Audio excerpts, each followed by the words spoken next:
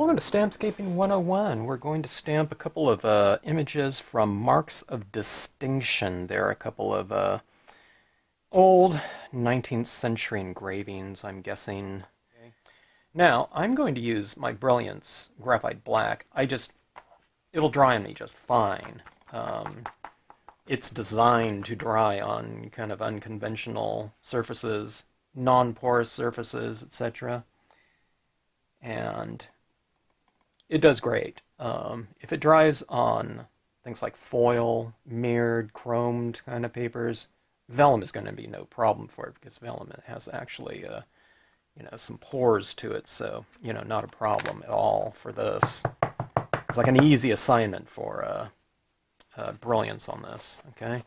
All right. Now I'm wiping the edges here because I want this to be a really kind of a feathery touch here. We're going to go into this, and if you haven't seen Stampscape stamps before, you overlap by about 1/4 inch to 1/2 inch.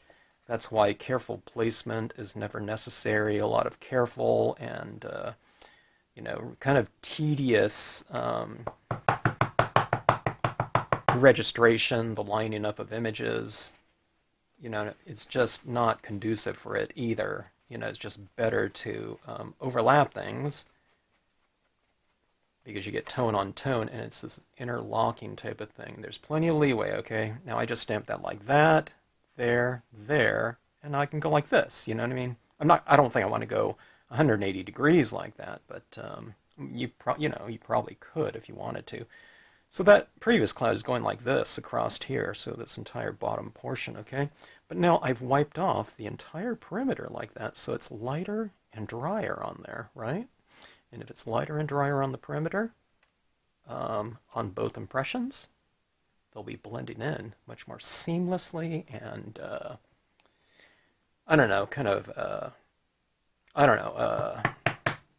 seamless and graceful. That's the word I'm looking for, okay?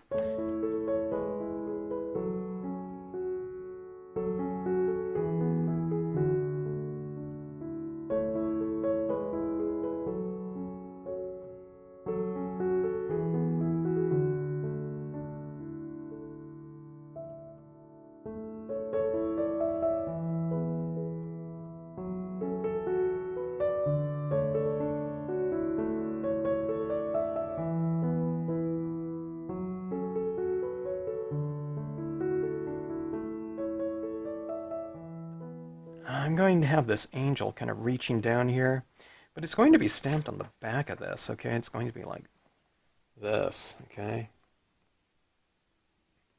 I almost forgot about that, stamping on the back. I have two of these ones. One's facing one way, one's facing the other way, but I was thinking about it like this, so, she would be kind of reaching down here, and, the other angel will be reaching up this way, but it's not. It's going to be stamped on the back of this, okay?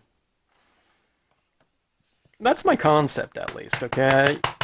I haven't been doing this, but for, what is it? This is my third piece on vellum. I know what I want to do in concept, but in terms of the application, I just don't know, if it's going to work or not. Okay, now let's see right here. I'm going to have to kind of figure this out. Let's see. Okay, like that. Like this. One of the things about this, I seem to recall this stamp. One of these stamps is not registered really well. From their label to the, design. Okay, let's see. Something like that, all right? Let's see how it goes.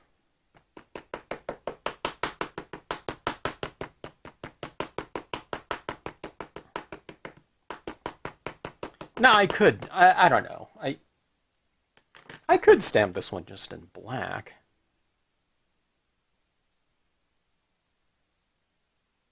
Maybe I'll do that. I don't know. And have this other kind of aspect of it kind of a little bit obscured. Okay, let's see. Let's get her kind of general placement like this right here. Yeah. Okay. Huge stamp. I can't believe the size of some of the marks of distinction. Not only did marks of distinction have large stamps, but they used a 1-inch block, okay? Some companies used it, like this Gumbo Graphics, as a 1-inch block. Stampscapes, I always used a half-inch block, you know, because I figured that would be, you know, big enough. But this is a major, major handle there, so, and it was expensive, and it was expensive to ship, you know. Back then, shipping prices were a lot cheaper. You know, shipping same things, I don't know, 91, it was like priority mail, 2 pounds, up to 2 pounds, $2.90, you know. I remember those commercials, 2 pounds, $2.90. It's not that anymore. Was it 7?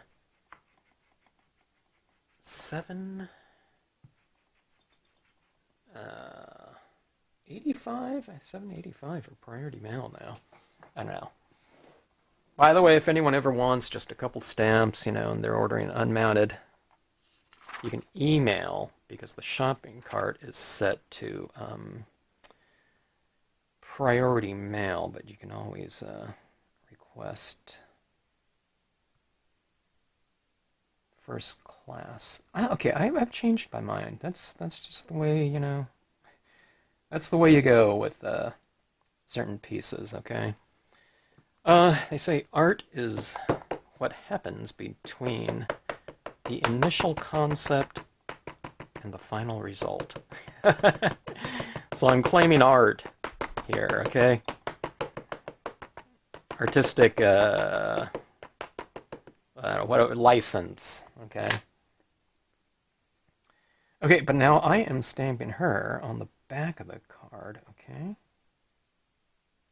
So go like that. Trying to create this kind of dramatic tension, you know, the hands kind of reaching. It's like on the Sistine Chapel or E.T., you know. Hands, fingers kind of, you know, reaching for one another. Okay, so I'm trying to just, this is a big stamp, okay, and I'm using, you know, a fairly thick pigment ink here, so I want a lot of the ink to transfer, and like that, okay? I don't know if I needed to hold it down that long. Now, when that dries, it's going to dry a lot lighter than what it looks like when it's wet, okay? So you can see here how light this guy is right here, but look at, see that little wet part of his hand? Okay, same thing right there. Okay, but that's what we have now. But do you see, I mean, she needs to dry a little bit, or he, whatever. But now being on the back of the card, do you see how much lighter it's going to be? I mean, it feels like, to me, this one is more visually distant, you know, because we're looking at it through a translucent, you know, piece of paper like that. So, I don't know. I feel it makes it look very dramatic that way. Okay, now let's play around with this a little bit more. Okay, so we're playing around with kind of visual drama, right? So let's do something. Okay, I'm going to give you guys some color. You guys like color. I love grayscale too. So a lot of times I just do things in grayscale. But let's give you some color. I know people are like color, so well, let's do this in. Let's do. You know, we're thinking about sky and things like that. We can think about blue sky, but let's think about kind of more of a golden light. Okay, I think that might be more interesting here with this piece. Okay, like a brilliant jeweled light, perhaps warmth too in this type of composition, maybe. So Okay, so that being said, I'm not thinking about like yellow or something of that sort, but let's go with something like browns, tans, or something of that hue. Okay, I had to clean off my cloud stamp. I'm going to go with a brown, okay? Like a walnut stain or something like that if you have distress inks. This one's a Marvy brown. And I know this color fairly well. So, been using it for years. I haven't really used it with black though, but let's just see how it goes here. Okay, now don't forget, every time you ink this up, in this type of scenario, I'm filling in a lot of different tone. I don't really need to wipe around this, but I think I'm going to leave a lot of area open. And I'll tell you what that means. I'll show you what that means later. This area in here might not get filled up with, too much tone or something like that. Okay, I'm going to wipe some of this off in here, I think. I can't remember if I've just re-inked this or something like that a time before. Okay, now these clouds right in here have been stamped on, this is the front of my card, right? It's hard to tell. Okay, now I'm going to put these clouds on the back here, the brown ones, okay? So hopefully they'll look recessed and far in terms of my space, okay? So let's see if I've wiped off enough in here, okay? Let's go like this. Yeah, okay, I think that looks pretty good. All right. Now, I don't know if this can't be used on the front. I think it probably could, but it's... If you're going for a certain look, in terms of visual space, and you're using vellum, you might as well use the back, because it should give you a head start towards that deeper looking spatial, I don't know what you'd call it, essence or whatnot that you're going after. So, okay, let's see here. See that right there? See how light that is? Anyway, now I've wiped some of it off, but we'll go like that. Now look at that. See that right there?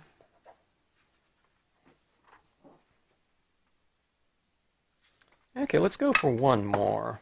I think that looks pretty good.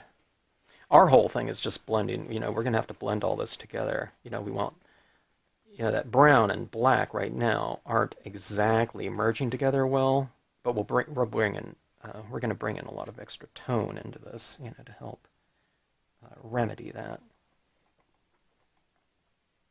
Okay, so there's that. Right? And then there's that. You have to kind of look at it both ways, though, because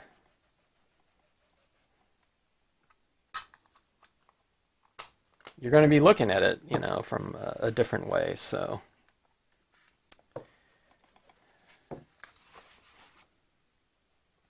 This scene could really work both ways, too. You can have this as the front, too, and that's the lead angel, and that one's coming from below. I don't know. It's always an interesting type of notion here. Here, let me do this, too.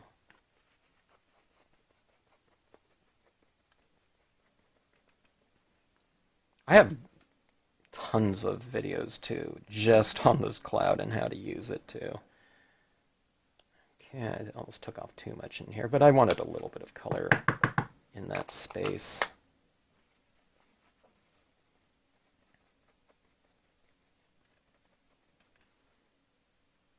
Okay, and let's go for some down here.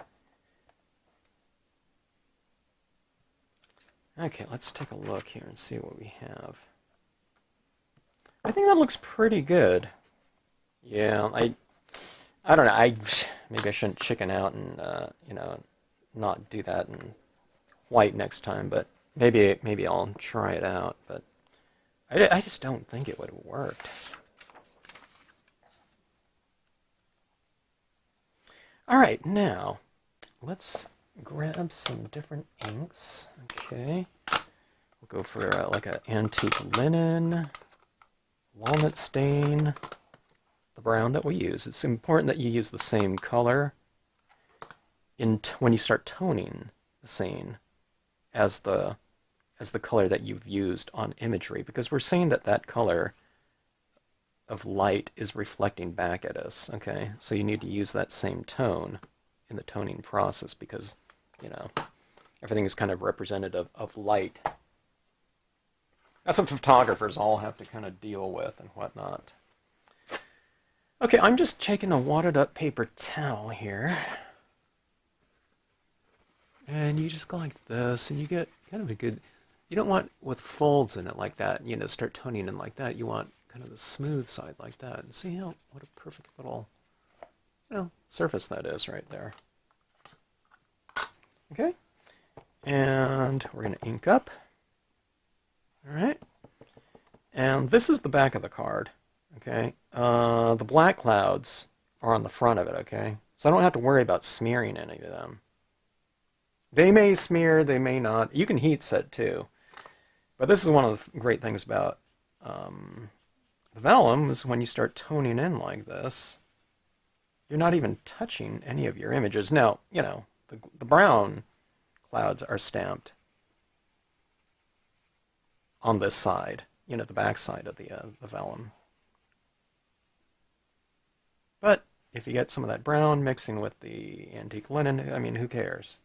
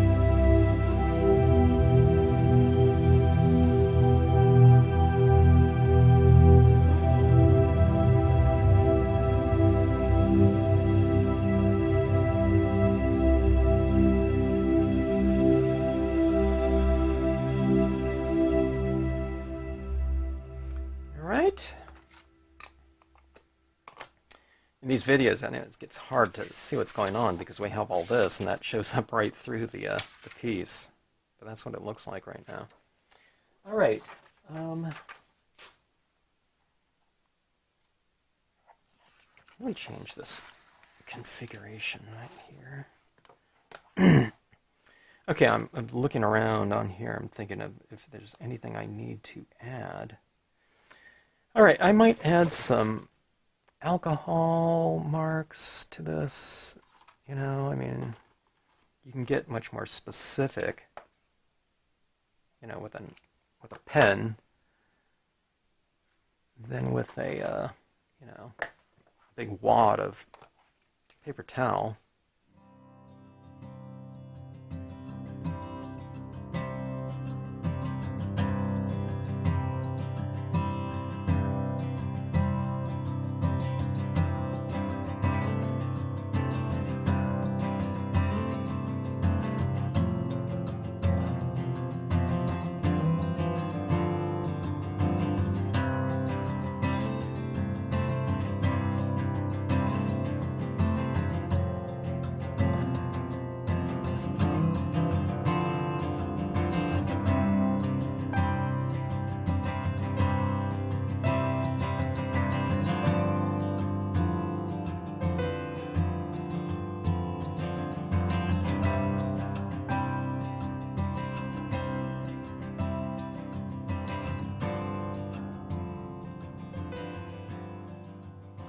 Okay, so that is that. Okay, now I'm getting to a point that's supposed to be the main emphasis of this piece. Believe it or not, you know. I've been doing all this leading up to really what I want, the thing that I wanted to try on here, you know, to begin with. Okay, let's see.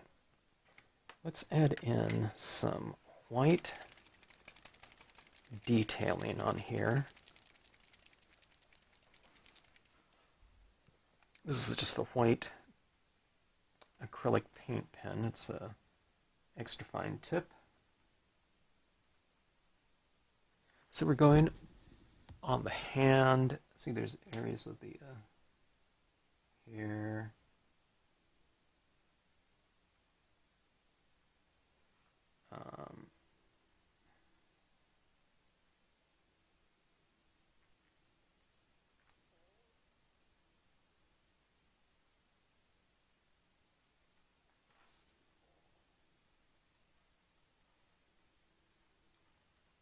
It's already lighter on the design. I'm just kind of, like I said, I'm not inventing anything. I'm just reiterating the lighting on the characters. I'm going to hit this forehead here too, and cheeks and nose.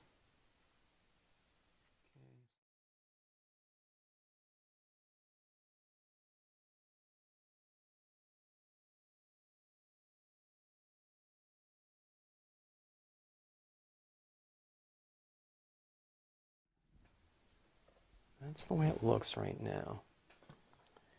All right. Let's see what it looks like with black underneath it. Super harsh. All right. This one might not be meant to have black underneath there, okay. All right, now I'm going to do some light beams. Okay, now this is what I'm calling it, all been leading to. I want to add in those special lighting effects. And we're going to do that with some white pigment ink. Now this one's the Brilliance on here. It's going to dry for me faster, but I'd have to, I don't know. I would think that some other ones would work on here, but I'm not sure. Just from the comments that I've received, on, you know, especially certain brands of paper, perhaps vellum. I don't know. I'm going to get this one thing I forgot to do is the star kind of crown on this head here. I'm going to do it on the back side.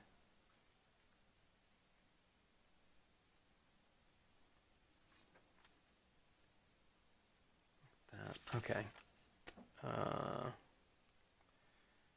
All right. let's see.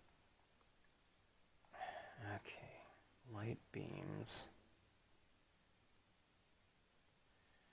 I'm coming up with the concept as we speak. All right. Okay, these light beams are really fun to do. I'm going to show you your light beam template, okay? Undoubtedly, there's some company that's going to have a light beam template, right?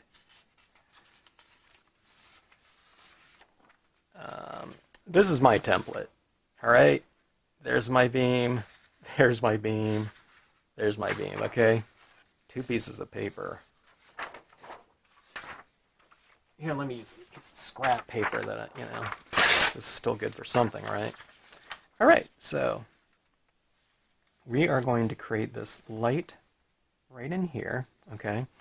Pick up some kind of focal point. I'm going to do it just right in between the hands. And this is going to be the vanishing point for each beam, okay? So every time you do that, start from right there, okay? It doesn't have to be perfect, okay? All right, now here's the thing. I think, well, I don't know if I'll do some from the front and the back or just the front. Is this the front or the back? This is the back. Okay. Yeah, I don't know if they'll show up right there. Okay, so let's see. Let's do this. Okay. And what you do is you vary the beam size. Okay, that's what I don't like about templates. They're too stiff. They, they look good sometimes, but I don't know. And they're all kind of uniform. It kind of, I don't know. It's too mechanical of a look sometimes. I say that because I don't know. I haven't seen one that looks nice and kind of organic yet, but I think it can be done. All right, so here's what we do. You add more ink towards the source of the light, and then as you go down here, you kind of add less, all right? Kind of. So see that right there? I mean, you can't really see it up here because it's white against white. But you go like that, all right? And then, what do you do the next time? Come over here, okay? Maybe you make it wider or something, okay? You add more, okay? And then I'm working it down, and it's getting drier on here, okay? And one of the things you can do, too, is the beam can kind of, it can go down a little bit of the ways, and then you can continue it down here.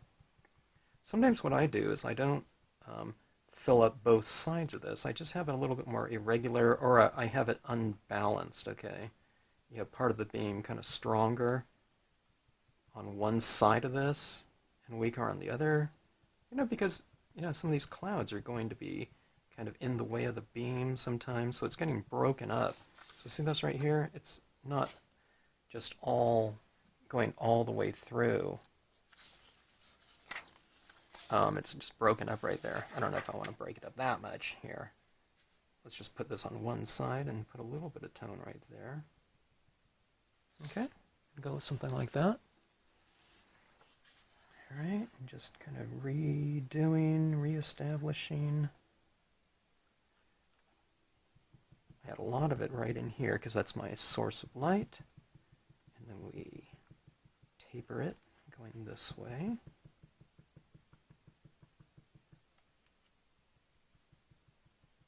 Sometimes it's hard to see, so I add too much of a big blob, so I just kind of use more of a wiping motion like that, and it kind of removes the ink. Okay.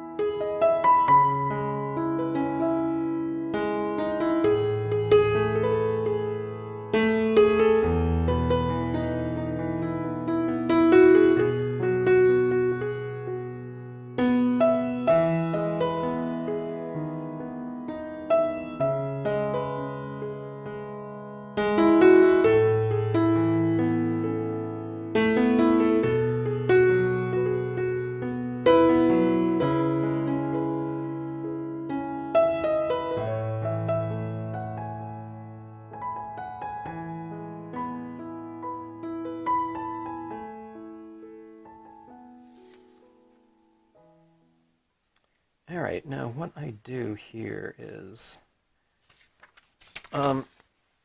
this can start to look kind of harsh with all those sharp, beams coming out. So what I do is I take additional pigment ink and I'll hit that source of light in here. And what we'll do is we'll kind of dissipate that out. So any objects that are darker than white will get, a little bit of this white treatment here, this white ink treatment. Okay. Now this is the source of light in here, so I'm going to follow suit with hitting some of these clouds in here too. Light, okay. So we've gone in here and we've shaded our clouds, but now we're going back in. We've shaded our clouds in the darker areas of the clouds, but now we're hitting it with white in the lighter areas of the clouds, okay? Like that. Does that make sense? Use dark for the shadows, and you use white for the highlights. And see, it just blends right in, okay? Because we're not having to stay, kind of to work around, you're not working around an outline design that had very crisp coloring. It was just more diffused in there. So you can just go like this. It's like putting powdering them, makeup or something like that or whatever. Okay, and these areas down here with these clouds too, they're in black, yeah, but they're still much lighter than these ones over here, so I'm hitting those with some of this.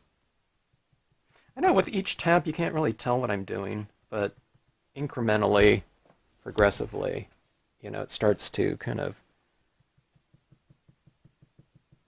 become visible. It's because I'm adding just a little bit of a layer of white ink. It's not like a big slathered coating of it. Think about it like applying, it's dry brushing is kind of the technique here. Now if your white pad is like super, super juicy, then you might have to tap it off a bit, okay?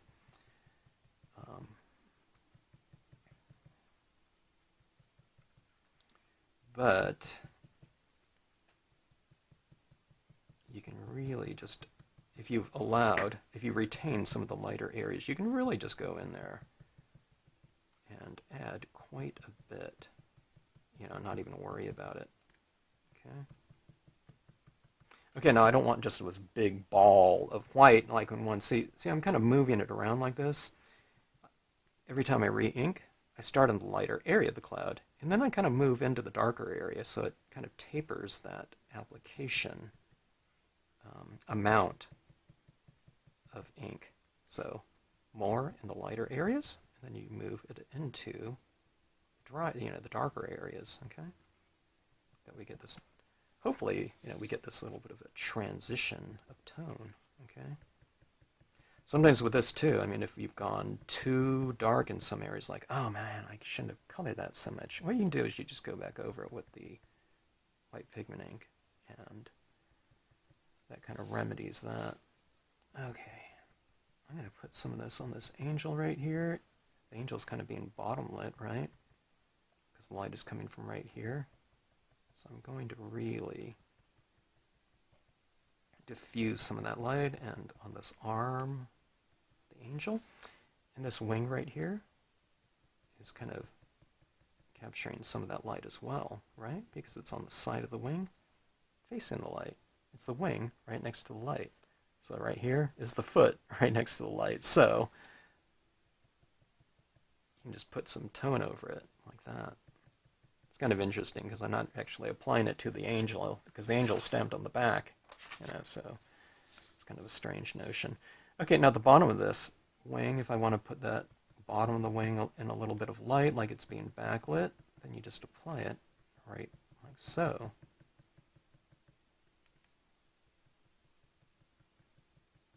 Looks a little bit more heavenly, huh, when you kind of douse the figures in light like this.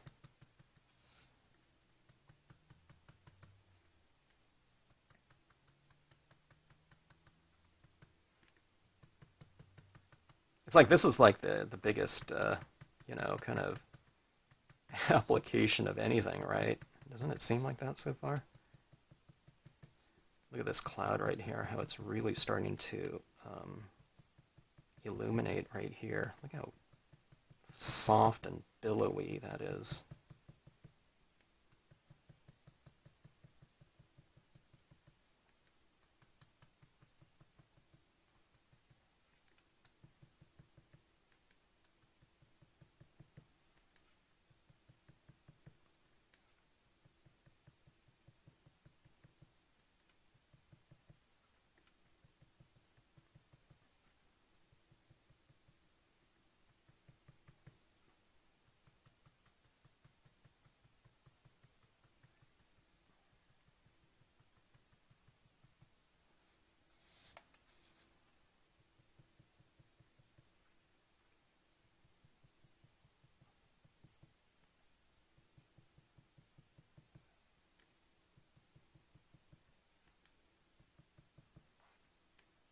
Kind of going crazy with it right now. I usually don't use this much, but I think, these two angels together like this, I think it just, I don't know, I think it looks good kind of going, with this huge kind of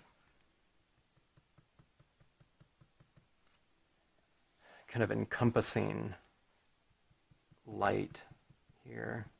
It makes it very kinesthetic when you put this light over something. See, there's light in the back, right? They're being backlit. But when you put this white out in front of the darker areas, what you're doing is you're kind of encompassing these characters in that light.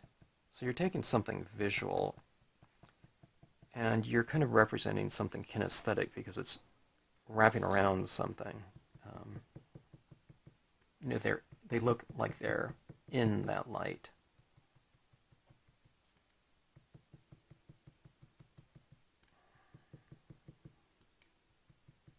Now, okay, so we're using vellum here. And could this be done on paper? Yes, it could. The vellum is adding its own kind of special quality to it, though. Like, I've done this type of thing on paper before, but this, I wouldn't say this is better, but it's different. So there's a different kind of spirit to the depth in this piece from what I'm used to looking at, okay? There's just that one extra little bit of translucency and slightly deeper space in some of the areas that I'm looking at. Like in here or something like that, like that cloud. These clouds in here look especially light and billowy to me. Maybe more than just stamping them on the top of a front piece of paper, okay? Remember, they were colored on the back as well, so that color of them looks a little bit different to me. Let's take a look at it here. So you can see that right in there. See that lighting? And then see, they're kind of enveloped in that lighting, especially back there. As you see that cloud back there. See around here. Look at that lighting right in there. I don't know. I feel those beams look fairly dimensional. I might need to hit them again, just to make them look a little bit more. Give them a slight bit more of dimension. When your pigmenting dries, a lot of times it dries darker. So you kind of have to build it up a little bit more. So just kind of don't be surprised by that. It's not like you're redoing something, but you're just building up more ink on the surface, and the more of a translucent medium you apply on top of another, it kind of keeps moving it kind of in the direction of opacity, okay? The more you build up on it. I don't know if you can ever really build it up completely opaque unless you emboss, something like these beams on here or something like that. But the translucency you know, it adds to the spirit of this piece, I think, too. So having it see-through, is, it's not a detrimental thing or aspect to, the use of it. Although sometimes, I wish we had a really opaque, white pad, where I can stamp something in white and it's very, very light. I wish that all the time, but for something like this, I think these work pretty well. Okay, I'm going to go in here and add a little bit more detailing.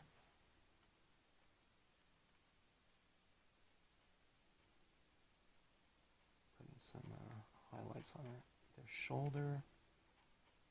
I think I added a lot of them on the back. I'm going on the front here.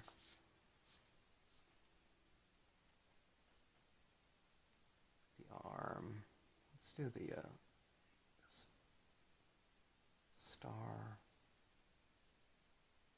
crown like that.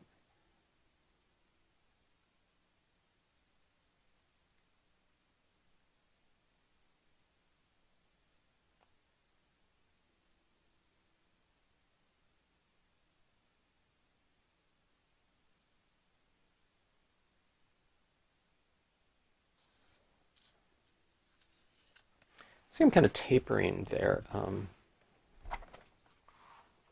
shoulder right there with a few dots. I might go with a line, oops, like that, and then it trails off like that, so that when you look at it from a distance, that's what it looks like. Okay, it's a little bit more tapered, or a lot more tapered.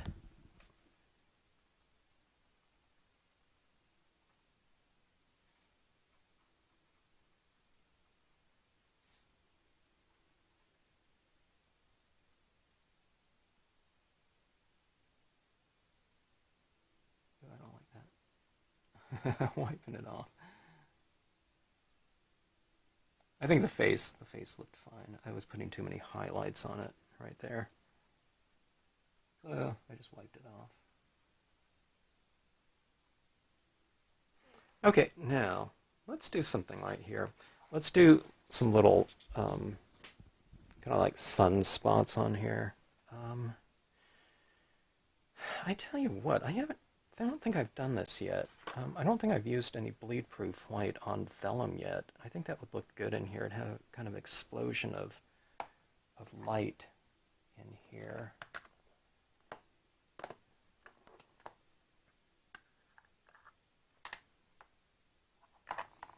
Okay, this is Dr. Martin's bleed-proof white. It's the most opaque white paint that I know of. Opaque white medium. It's the favorite of calligraphers, typically, of when they're doing letter forms on darker papers, black papers, whatever. Or they use it to do little embellishments on other letter forms that they're doing. I just use it very basic. Okay, you put it a little bit on the front of a toothbrush like that. I don't fill in the whole toothbrush because I'm not using that much of it. And then I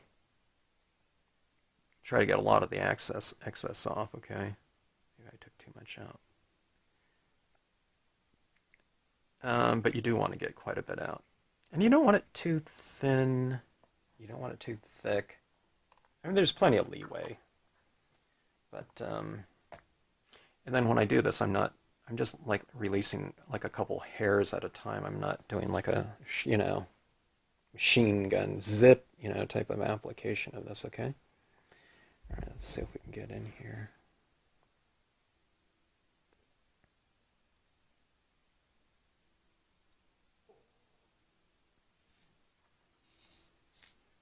Can you see that right in there? Okay, now, I usually don't have this kind of focal point like this of a source of light like that. So I'm going to try to hit a lot of it right in here, and then we'll taper it out. It's kind of dangerous to do this right over your thing because you might get a drop of paint, but if you do, you just kind of wipe it right off and you know, before it dries. You might even be able to do it after it dries, and it'll come right off too.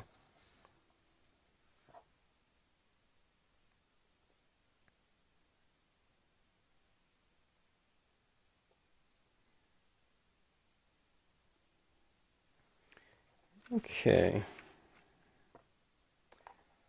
Let's see if we can see it here. I'll show you what I have from a textural standpoint. See that texture in there? See it all down this area? Look at that. I mean, doesn't it give that a lot of dimension?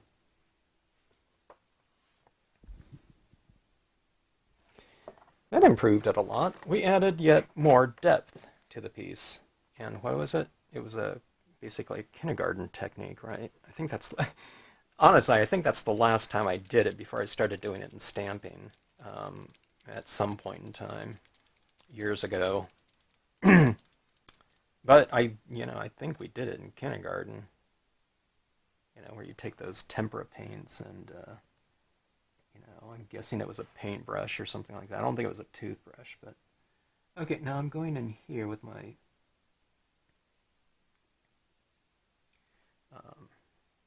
paint pen again. Excuse me. And I'm varying some of these dots in here. Now I can't do this on the back pages. They're not going to show up because I have all that ink. They would be underneath that ink. I might be able to add in some of those other areas, but I just don't think it's going to show, so we're doing this on the front.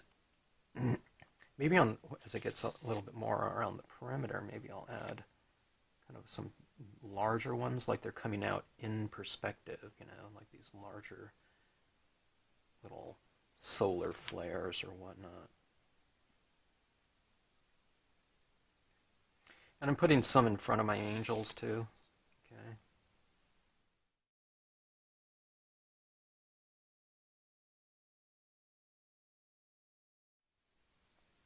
All right, now here's something that's really fun to do. Not that all the rest of it isn't, but I love doing these little touches like this. Take your cotton ball, or cotton swab, and you get some ink on there. You don't want a big blob of it. This is what everyone does. They go like this, and they go straight on here. My pad's like super dry at this point in time, I think. I could tell when I was tapping that in there. But you have to tap a lot off because you want it to where you can't even see any. This is what everyone has a really hard time with. They don't want to go like this and not see anything being done with a couple taps, light taps. But that's what people just don't like doing. So they go like that, and it's a big blob, and they say, oh my God, that technique's so hard. It takes practice. Well, it doesn't take practice. It just takes less ink. Yeah. So see that? It's like a few tappings, and I get this kind of really light glow around that little point of light, okay? So you just take it real slow like that, okay? See this right here? 1, 2, 3, 4, 5, 6, 7, 8, 9, 10. So that's like 25 little taps right there to get that little glowing little, I don't know what it is. It's like this glowing little solar flare or something like that. Okay, see that right there? So just do it, where you can't see it. That's what I'm doing kind of with everything. You see what I mean? I just start really light with the inks that we were toning in, and then you just work incrementally a little bit darker and darker and darker. No, it doesn't take forever. Well, I don't know. My white took quite a while, yeah, but all these things don't take very long. They're easy techniques, but you just take your time applying it. Everyone wants, blue, 100% blue instead of going, 5% version of whatever color they're using and just kind of incrementally working it. But think about it though. If you take these steps like this, see, this is like a very light application of white. I'm getting it from this pad of white. I don't need a separate pad, that's a lighter white than that. I don't, whatever that would be, or a more translucent one, okay? Or sometimes you have a given ink color, you can have a much lighter version of that exact same color by just applying less of that ink, okay? Doesn't mean that, I don't like, an endless amount of pads. I'm a crafter too, and if I'm looking through, catalog or, store shelf, I'd be absolutely fine buying every Brilliance pad out there or something like that, or I need to get some stays on. I haven't played around with certain pads and colors of pads, and I wouldn't mind having like all of them, but I would say the ones that you have, maximize them, okay? So I feel that when I use a very light version of this, I'm really maximizing it, and then I'll use a full version of it as well.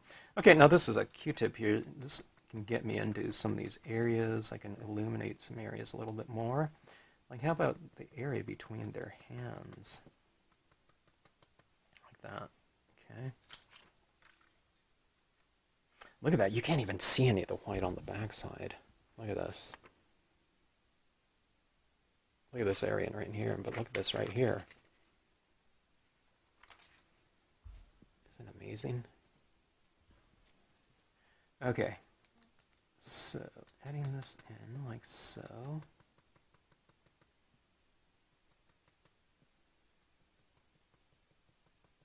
See, like this edge right here, I'm also kind of getting rid of the outliney types of characteristics of the drawing too. I mean, it's a line drawing, line art they call it. Everything can be broken down into black and white, but I do like it to soften up some of that, just to vary the forms a little bit more.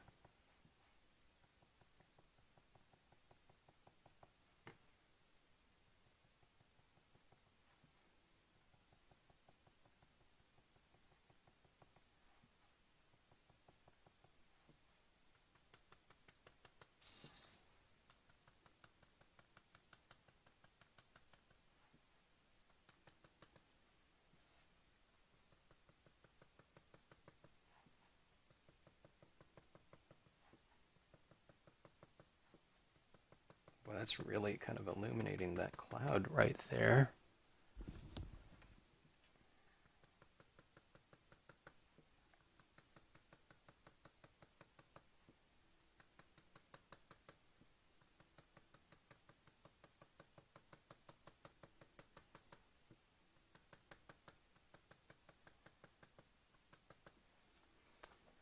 Okay, and all right, I need to get some more glue because,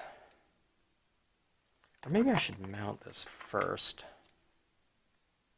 Let's go ahead and apply the, I'm going to apply some crystals to this. If there's ever a scene that could use some real kind of blingy little crystals, and reflective light in here, I think this one would be a perfect candidate for that. I guess you can use like if you had some amber crystals or something like that in here too. I don't. I have some other colors, but see, it's like I can get like every color of version of a crystal too, and I'd be absolutely happy with that. But let's just use the clear ones right now. Okay, so this is just some plain glue, but my glue is just so old, it's just super, super thick.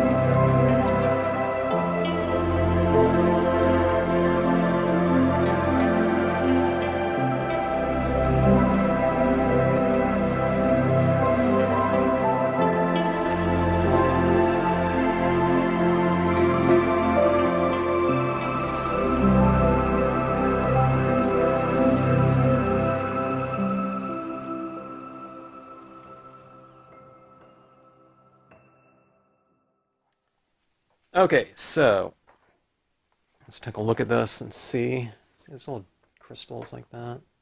These little gems. I don't know, I think that's kind of fun. And like I said, if you had like a gold, like glitter, little dots in there, I think they would stand out a little bit less than this. And I think that would look really good. I don't have that, like stickles. I used to have it, but I don't think I have it anymore. But everything on that. Oh, one of the things too is I'm going to have to. I think I left plenty of room around this because I'm going to have to format this into a card. So we'll figure out the card formatting on this, and then we'll be done with this card. I'll figure it out here. I'm going to let these, of course, dry here. I got that, fairly substantial blob of glue on each one of these locations of the cards. So I'm going to let that really set up here and allow it to dry, and that should be good for the formatting portion of it. And then I'll lose, some of this area around here. Maybe I went a little bit too close to the edge with that one, but I don't know. I can always bump it in or take it off if that's so. Okay, so anyways, yeah. All right, I am back, and it has been, I don't know, probably a day and a half. I just got busy doing some other things, but I was looking at this, and I was thinking about adding in some extra beams, but maybe trying it on the back side and seeing if it would even read or not. I'm thinking about like right in here. Maybe a couple real narrow beams. Now we're not going to be able to see it through the darker area, I don't think, because we have media on the top surface, so I think it'll obscure the back, but it might add a little bit of depth in here. But yeah, ideally, if I was going to do that, I would have done it before I added all the crystals. But let's just see how it goes here, and if I can lay down a decent amount in here, a decent application, I should say. That's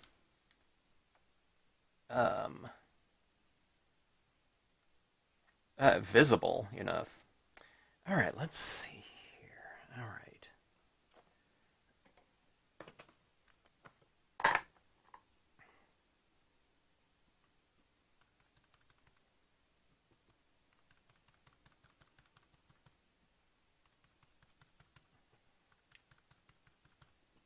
If it reads at all, it should add, a good amount of depth into the piece. And again, we might as well try to take advantage of this translucent quality of our material as much as possible. Okay, now that went on just fine, but like I said, let's see if we can see that at all. It's just barely there underneath there. Let's try it again. Let's go right here. I thought this area right in here would be good. It's a good candidate.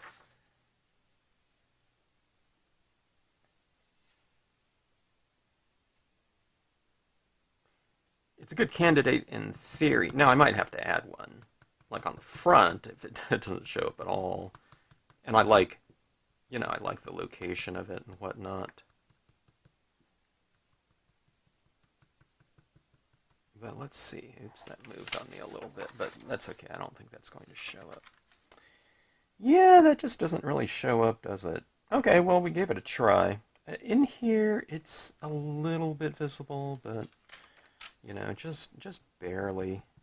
Let's see if we can add a little bit of effect in here. I don't know what it would illuminate. It would illuminate anything that I didn't color on the front side, because then we'd be able to see the application of this right here. I usually do this all over the place too, just to bring additional illumination maybe into these areas. I don't know, maybe that wouldn't do anything. It looks like it kind of obscured that a little bit more in light, not in a bad way. But okay, so we've given this a couple days, and pigment ink just tends to dry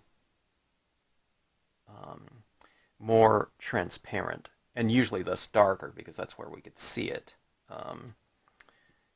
So, like I don't know if I mentioned, but what you do is you go back in and you just build up a more layered area, amount, I guess, of the ink to bring more opacity to whatever you want to be kind of more obscured and kind of bathed in light. You do it. You can do it right away, but it's kind of hard to tell exactly how it's going to look sometimes. So sometimes you got to wait for it to dry. I mean, you can heat set too, and that'll really expedite it. But sometimes you just got to wait and build up accordingly. I don't know. And plus, I mean, this being on vellum, I just didn't know what exactly to expect. The vellum, I mean, it works similar to the cardstocks and whatnot, but there's a little bit of a difference. Like, you know, for one thing, this is kind of rippled.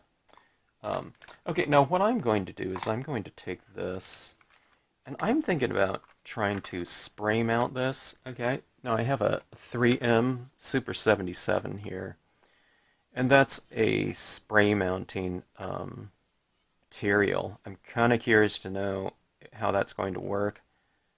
What I'll do is I'll spray a piece of cardstock, I think. I mean, I could spray the back of this as well, and then just apply it to the cardstock, and then I'll try to flatten it out really well.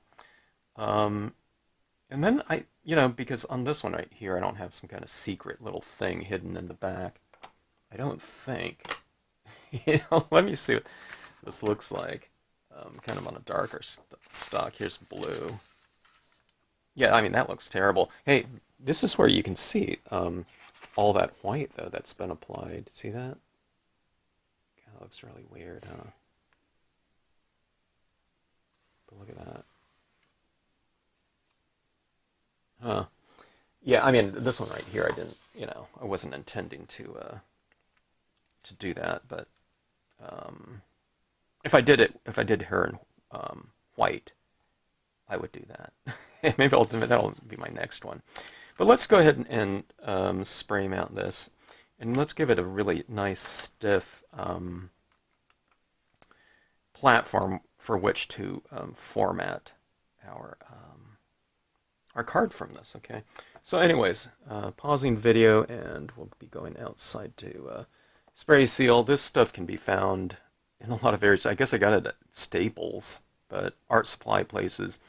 It might, yeah, it's probably at Michael's, stuff like that. I don't know if it'd be at a hardware store. I doubt it, but I don't know. Pretty standard stuff in the 3M. There's also other types of spray adhesives, but art companies use this and recommend it for their pieces. When Ampersand Art told me about this stuff, I mean, I knew about spray adhesives, but I guess it's good for, I don't know, it's for museum quality types of stuff. Not that you know, it's required of our pieces or something like that. We're not doing that for a museum piece or something like that, but just to say that it's, you know, it's held in high, you know, regards in terms of, you know, mounting archival types of pieces. So, I don't know, we'll give it a try here. Okay, that is spray sealed, and let's brayer this out a little bit. It's reasonably flat. I mean, I just kind of hand pressed it like this. And I mean, this will work to an extent, but you know, it has all those jewels on it, so those crystals. So let's see if I can get things a little bit flatter. One of the things I noticed on when applying that spray adhesive on the back of it is that I felt like the colors got darker. The dye-based inks got darker and more rich and deep, just like they tend to do when you're spray sealing with a crystal not a crystal, but I was thinking of crystal clear, but with a spray acrylic. So I don't know. I think it worked pretty good in that respect. I guess what you can do is you can, if you want to bolster that kind of aspect of it, is you can probably spray seal the back if you've applied certain colors on the back or certain types of media on the back, and to kind of spray that, hold them in a little bit. It might make the vellum really curl and things like that too, but I don't know. And then you can spray mount it, I was thinking. Okay, so if I'm going to spray seal the front of this too, it's good to kind of get it flat like this maybe.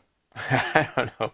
I don't know what I'm doing with this, a lot of things when it comes to this, but I think that looks pretty good though. I think I'm just going to leave it as opposed to spray sealing the front. If I spray seal the front, I can lose some of that white, and then I can kind of layer it on top of the spray sealant too. But I think we're just going to go with this. I think that looks decent enough as is. Okay, let's take and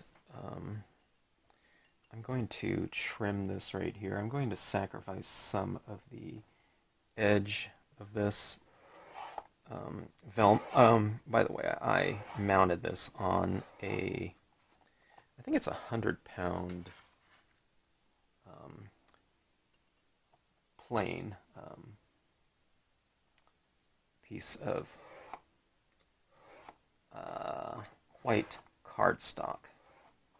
I tried it on the top of this bear grass iridescent paper, Star Dream, or Petalic, I should say, because I thought I might get a little bit more of a kind of a reflective type of quality showing through it. But the bear grass has a bit of a warm tinge to it, and I thought that it didn't look quite as good with the Brilliance white, kind of more of a neutral white.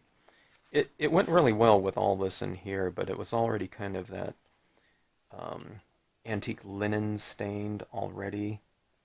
So it obscured my rays a little bit by making them just a slight tinge darker and warmer, which had them kind of blending in with the surrounding a little bit too much. If it was blending in kind of a little bit, I mean, that would be okay, but I just didn't need it for this. All right, so I think that looks pretty decent. So, okay, so maybe what I'll do is I'll take this bear grass right here, and that will provide me with a slight border around this maybe. I really want to mount this on gold, though, gold foil, so I'm not even sure. Yeah, I guess that bear grass would show up. It just depends. I mean, sometimes you might have to give it a little bit more of a border for it to show up. Now I have my spray mount outside. I'm wondering if I should just spray, this right here and be done with it as opposed to using like a little crafter's tape gun, like this. I don't know. I'll figure it out. And while I'm doing that, I'll get my gold foil and we'll look to format this card here. I don't know. I was wondering about using a quote down here too. It might look pretty good in here. Okay, we'll figure that out. All right, I have formatted this on a piece of that gold foil. I thought it would work really good with the kind of the theme of this piece and the color scheme, the warm color scheme.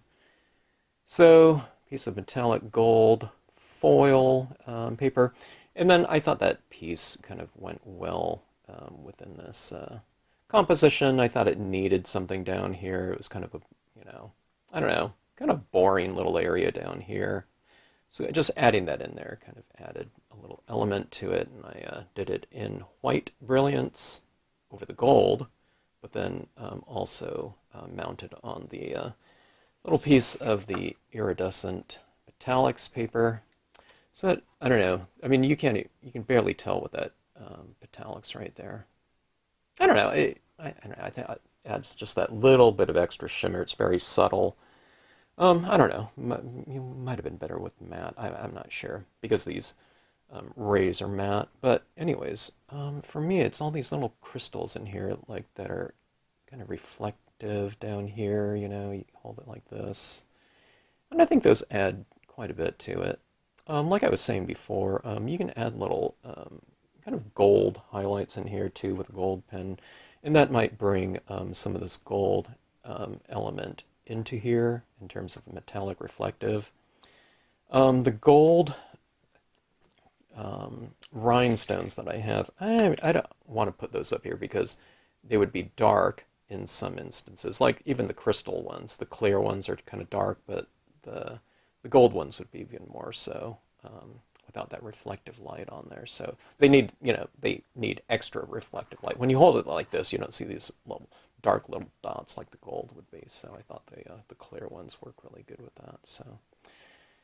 And I don't know. Yeah, I guess I could put some bigger ones in here, or still can, some of those really large ones to give it that kind of essence of kind of expansion and three-dimensionality within the stones itself too. But I did have some large ones in here, and then these ones are, there's some smaller ones throughout. But anyways, all in all, I thought that worked pretty good with the vellum. It's the first time I've mounted vellum as well. And spray mounting. So the thing about that is, how do these clouds look? Do these clouds look like they're in kind of a deeper space than if I was just to do this on cardstock? And I think so. The interesting thing to me is that this angel was stamped on the back side, okay? But it looks like it was stamped on the front side. That vellum is just so, it's almost transparent, okay? But all in all, I think it looks pretty good. I don't know. I'd have to do a comparison. I'm not going to redo this whole entire scene again. And in a matte cardstock or something like that, or just cardstock in general, and do the angel in front of it. But I guess in some areas it looks kind of like recessed, but that might be just because of the white paper. But all in all, I think we have a pretty illusionistic deep space piece, just through the use of values, darker values on the outside, the lighter ones kind of in the interior here, which represents near and far. And then we're doing the same way with the angels in terms of the front side impression and the back side, So is that black kind of lighter than this black? I don't know, So I don't know. I'm learning new things about this vellum all the time. And the spray mounting worked pretty good too. And I'd recommend some of that so that you don't have to do this kind of window card where you're mounting this vellum on the inside of something and losing the perimeter like that. And just mount it on a piece of cardstock, provided you want that white in the background and without that light coming through. And I think it works pretty good. So anyways, hope you enjoyed the card. Oh, one other thing too is I heat set this so it has that little bit of a rainbow type of effect, which I kind of like on there, just in terms of that little extra touch. Okay. All right. So thanks again for watching. Hope you enjoyed it. And thanks as always for tuning into the Stampscapes channel.